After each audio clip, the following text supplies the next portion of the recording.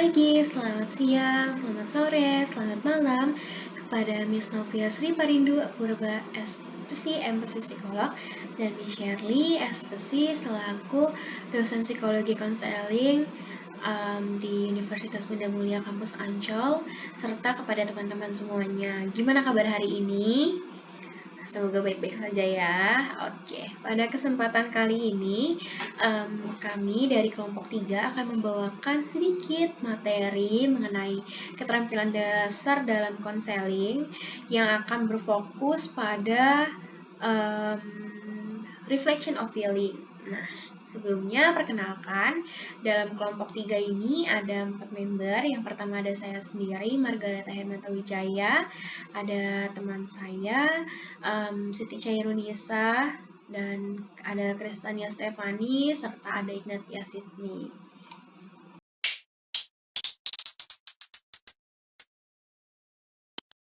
Nah, kayak yang udah dibahas sebelumnya, kalau kali ini kita akan bahas tentang keterampilan dasar dalam konseling. Kira-kira ada apa aja ya? Nah, dalam keterampilan dasar konseling itu ada 3 bagian penting. Yang pertama itu ada reflection of feeling, reflection of content, dan perpaduan antara reflection of feeling dan reflection of content. Tapi hari ini kita akan fokus ke reflection of feeling aja nih. Sebenarnya teman-teman udah ada yang tahu kah mungkin? Jadi reflection of feeling itu adalah suatu keterampilan yang dimiliki oleh seorang konselor untuk memantulkan perasaan atau merefleksikan perasaan klien yang berdasarkan pada pengamatan verbal dan nonverbal. Nah, biasanya itu di sini dia lebih melibatkan kepada perasaan secara emosional dan ini bakal berkaitan sama naluriah seseorang gitu. Kira-kira kegambar nggak sih kalau dikasih tahu pengertiannya aja? Kayaknya enggak ya. Gimana kalau kita lihat nih contoh sebagai contoh berikut ini?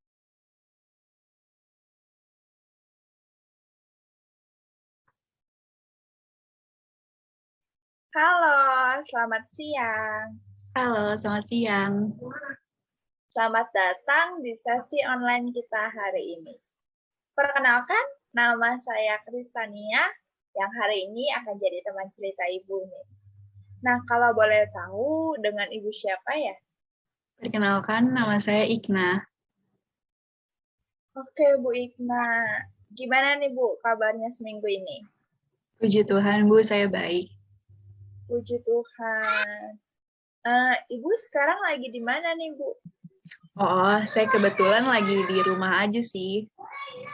Oh, di rumah. Emangnya rumah Ibu di mana? Saya tinggal di Bekasi. Oh, Bekasi. Wah, dekat dong ya, Bu, sama rumah saya.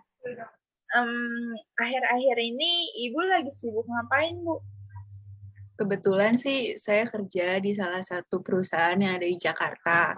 Dan sekarang lagi WFH aja sih, Bu. Dan juga saya jaga anak saya yang karena pandemi, yang mau nggak mau semuanya serba online.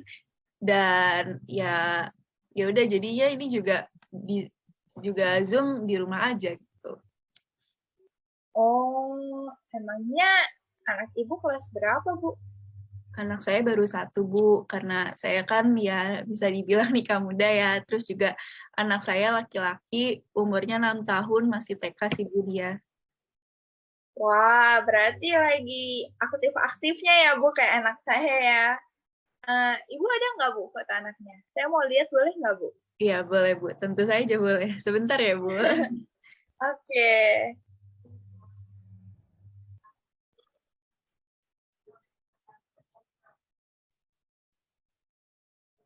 Nah, ini, Bu, fotonya, Bu. Wah, lucu ya, Bu, anaknya. Iya, semoga nantinya bisa main ya sama anak Ibu. Boleh, Bu, boleh. Ngomong-ngomong, Bu, menurut Ibu lebih enak mana nih? Kerja dari kantor atau kerja dari rumah, Bu? Kalau boleh jujur ya, Bu, mendingan kerja di kantor. Kenapa, Bu? Bukannya kalau misalnya kerjanya di rumah, Ibu kan jadi nggak harus bangun lebih pagi buat siap-siap, bangun lebih pagi untuk OTW ke sananya kan ya, Bu? Nah, iya sih itu salah satu ya keenakannya itu gitu. Cuman balik lagi saya pusing kalau harus kerja di rumah. Oh, Ibu pusing ya? Kenapa, Bu?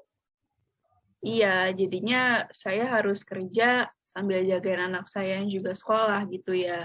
Bisa dibilang jadi double job. Terus ditambah lagi jam istirahat, waktu buat diri saya sendiri juga ya berkurang gitu. Apalagi kan anak saya masih kecil ya, belum bisa apa-apa sendiri dan apa-apa juga harus didampingi. Tuh. Oh, emangnya di rumah Ibu nggak pakai ART? Sebelumnya saya pakai ART ya, namun saat pandemi saya nggak pakai ART lagi, Bu. ART sekarang juga minta gajinya gede-gede, Bu. Udah gitu dari pengalaman saya, mereka tuh juga sering minta cuti gitu, alasannya pulang kampung lah, inilah, itulah. Banyak alasan deh, Bu, pokoknya. Dan kalau gitu kan saya juga harus ambil cuti gitu dari kantor. Saya juga udah beberapa kali ditegur sama atasan saya karena saya ambil cuti mulu gitu dan ya kan kesel ya Bu jadinya dari ART malah berimbasnya ke saya. Jadi Ibu kesel ya? Iya Bu, apalagi saat ini kan anak-anak kan diwajibkan untuk sekolah di rumah aja gitu kan ya Bu. Bisa dibilang saya capek banget gitu Bu, mental sama fisik aja tuh capek, sama-sama capek gitu. Saya juga harus ngerjain kerjaan kantor di rumah sambil jagain sama ngawasin anak saya yang lagi belajar. Hmm, Ibu merasa capek ya, Bu? Hmm, iya, karena saya sering kecapean, terus jadinya apa ya, emosi saya tuh jadi nggak stabil gitu, bawaannya mau marah terus gitu. Apalagi kan anak saya juga sedikit-sedikit panggil saya gitu, sedikit-sedikit juga cari saya. Ditambah lagi kerjaan saya yang bisa dibilang ya nggak cukup sedikit gitu, banyak kerjaan saya. Jadi saya sering melampiaskan itu ya ke anak saya, kalau nggak ke suami saya yang ada di rumah. Oh, gitu ya, Bu. Tapi apa emosi Ibu ini terjadinya setiap hari, Bu? Untuk emosi bisa dibilang sih lumayan sering ya, Bu. Oh, berarti ini terjadinya lebih ke pas pandemi atau gimana nih, Bu?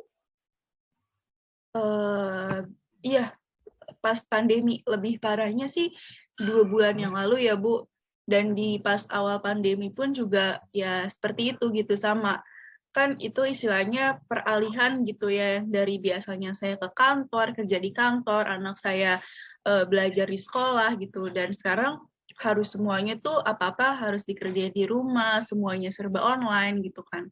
Dan selama sebulanan itu kayaknya nggak ada hari itu tanpa omelan saya gitu, Bu. Di rumah saya kerjaannya jadi marah-marah terus sampai suami saya pun bilang kalau nggak biasanya gitu, kalau saya gampang marah begini. Jadi Ibu tuh sering ngerasa emosi pas lagi banyak kerjaan ya, Bu? Iya, anak saya kan ya namanya juga cowok ya Bu, baru 6 tahun TK gitu kan, ya masih masa aktif-aktifnya, aktif banget gitu, sampai saya harus ngawasin dia tuh terus-menerus gitu setiap lagi sekolah online gitu. Saya juga udah beberapa kali ditegur sama gurunya karena anak saya tuh kadang dia kurang gitu untuk perhatiin gurunya pas gurunya lagi jelasin gitu. Saya kan gimana ya, saya jadi malu gitu. Saya di rumah, tapi seakan nggak bisa jagain anak saya gitu. Padahal kan ya saya bukan pengangguran, saya juga harus kerja pas anak saya sekolah. Jadi Ibu merasa kesal ya? Ibu juga kadang merasa malu ya, Bu?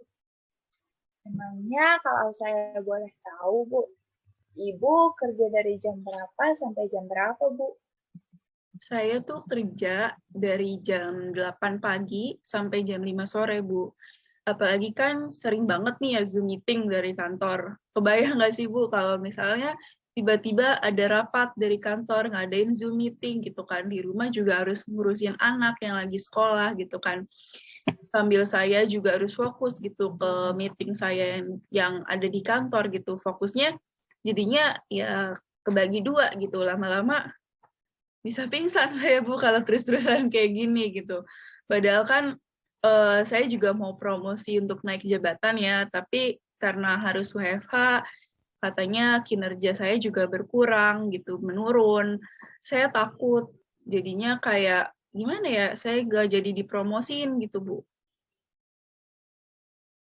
Baik, saya menangkap kalau Ibu ini merasa pusing ya.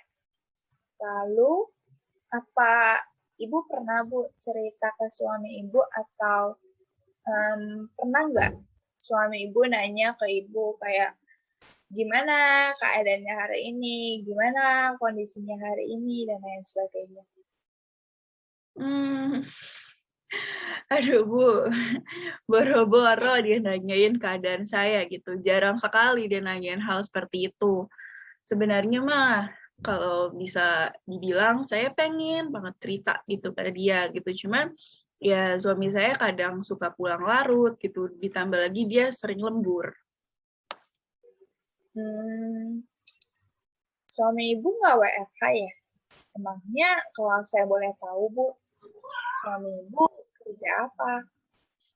Suami saya itu nggak bisa WFH, Bu. Jadi dia itu dokter di salah satu rumah sakit yang ada di Jakarta. Nah ya jadi mau nggak mau ya harus pergi dong ke rumah sakit. Nah, makanya sebenarnya ya saya juga was-was sih, Bu. Saya takut dia terpapar COVID gitu, ditambah lagi dia tuh punya penyakit di saluran pernafasannya, ya udah dibilang udah cukup parah gitu, ditambah lagi dia adalah perokok pasif gitu.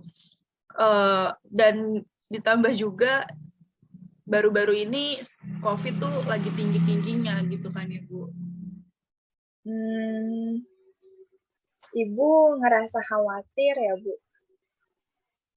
Kalau dibilang khawatir, ya ada benarnya juga sih itu khawatir saya. Makanya saya juga kadang harus mikir-mikir lagi kalau mau cerita tentang masalah yang ada di rumah gitu. Saya takut itu jadi ngeganggu konsentrasinya di rumah sakit nanti gitu. Dan saya takut malah ngebuat imun dia tuh jadi turun gitu. Karena ya takutnya saya suka ngeluh gitu mengenai keadaan saya. Saya pun juga takut, Bu, kalau nantinya suami saya tuh nggak dianggap profesional sama atasannya gitu. Kayak gimana ya, kayak nggak bisa ngebedain masalah yang ada di rumah, masalah yang ada di rumah sakit gitu. Jadi ya saya kadang suka pendam sendiri aja sih, Bu. Jadi saya berharap ya semoga masalah ini tuh bisa saya lupain. Oke. Ibu merasa takut ya, Bu? Rasa takut itu pasti ada ya. Sebenarnya saya ingin gitu cerita kesulitan saya untuk menyeimbangkan antara kerjaan saya sama ngurus anak di rumah gitu. Saya sebenarnya sedikit cemas gitu dengan perkembangan anak saya.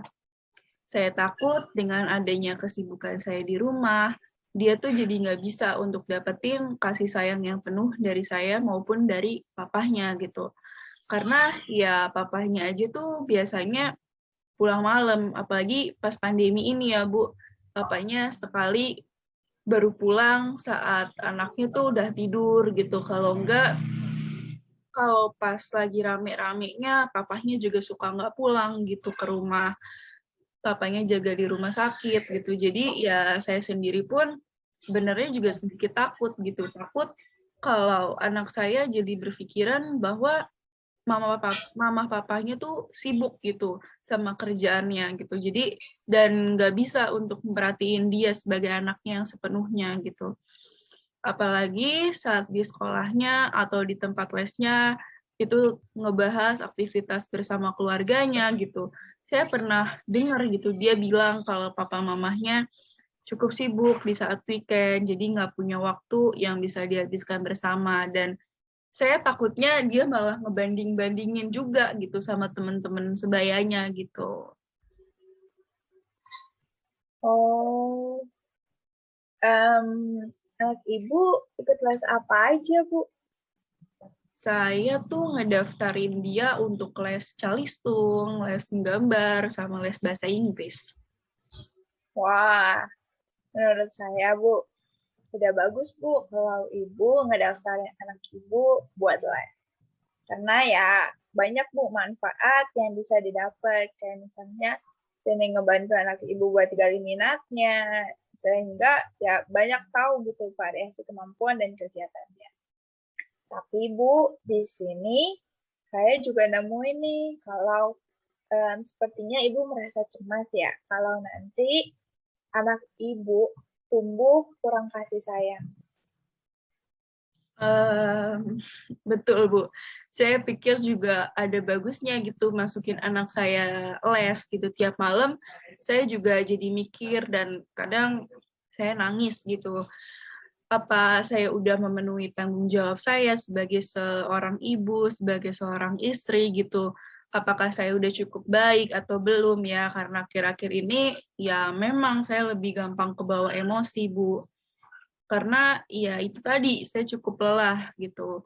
Anak saya pun saya lesin berbagai macam les ya supaya dia tuh bisa ngabisin waktunya buat ketemu sama orang lain gitu, buat main sama teman-teman sebayanya gitu. Dan di saat itulah saya bisa untuk curi-curi waktu saya menyelesaikan deadline kerjaan-kerjaan yang dari kantor, Bu.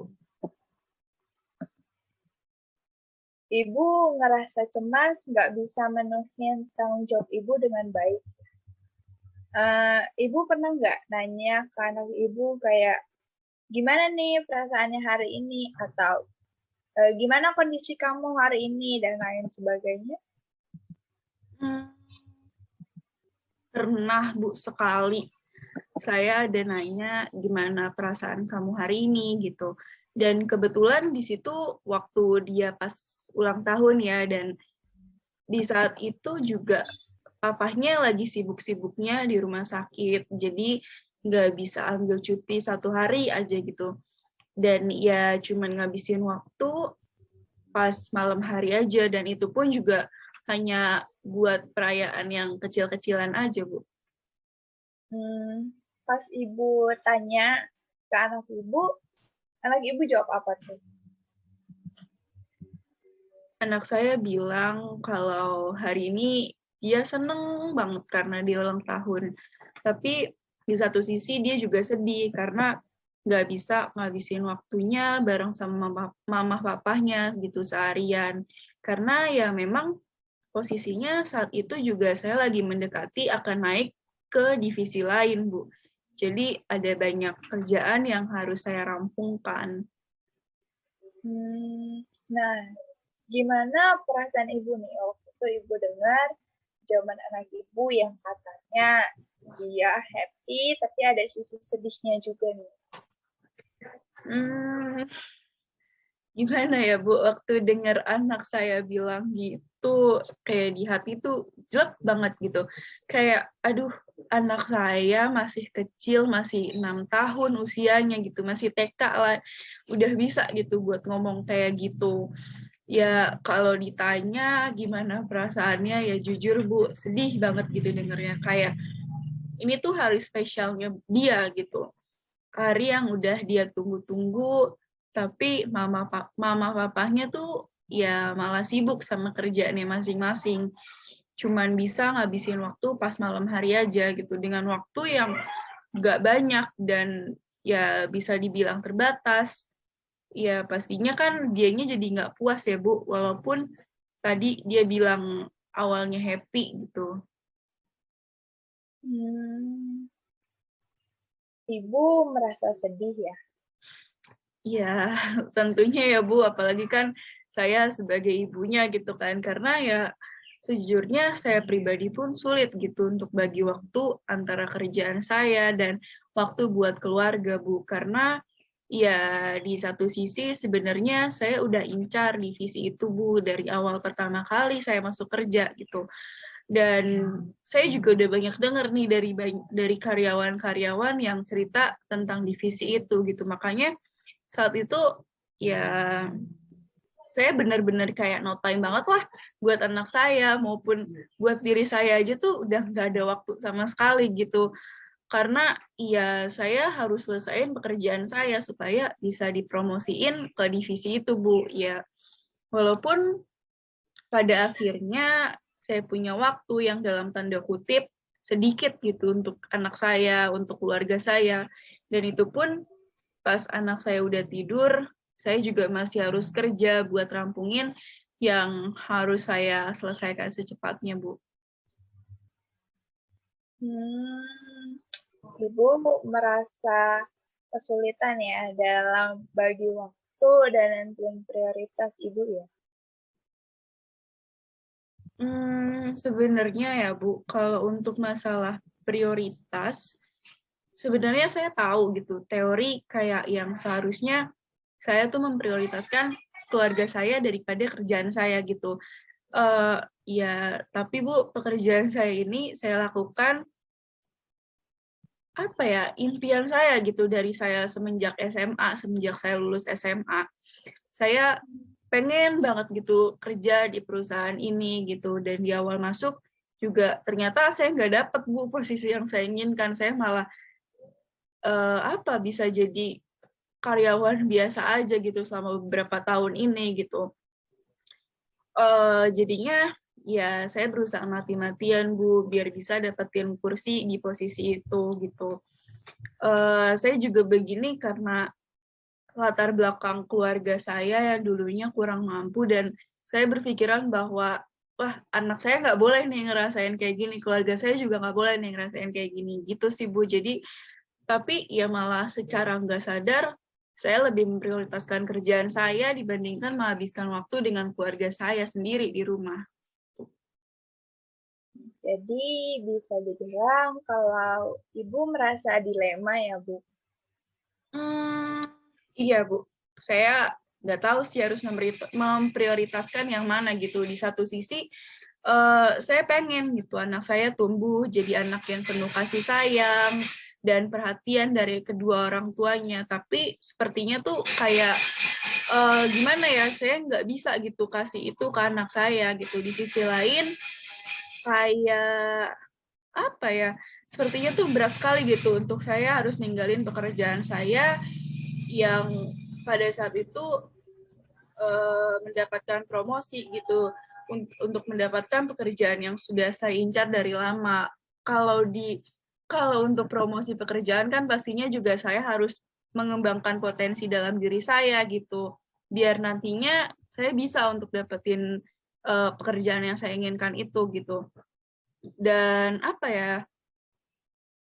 Dan pastinya kalau misalnya kita setiap naik level gitu, pasti harus mempunyai tanggung jawab yang lebih ya kan Bu.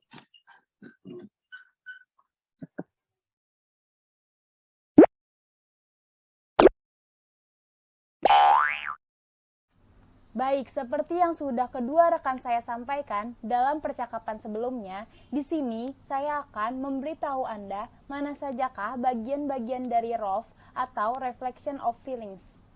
Baik, ini ada beberapa kutipan konselor terhadap konseling. Yang pertama, konselor mengatakan bahwa IS merasa takut, konselor mencoba merefleksikan menjadi IS merasa takut apabila suaminya terdampak COVID. Yang kedua, konselor mengatakan bahwa IS merasa cemas. Konselor mencoba merefleksikan menjadi IS merasa cemas apabila ia tidak dapat mengerjakan pekerjaannya dengan baik. Yang ketiga, konselor mengatakan bahwa IS merasa dilema. Konselor mencoba merefleksikan menjadi IS merasa dilema apabila ia harus memilih antara pekerjaannya atau mengurus Nah, gimana? Udah cukup jelas kan tentang reflection of feeling? Udah dikasih contohnya juga nih. Semoga penjelasan sama contohnya bisa dimengerti ya. Terima kasih. Bye-bye.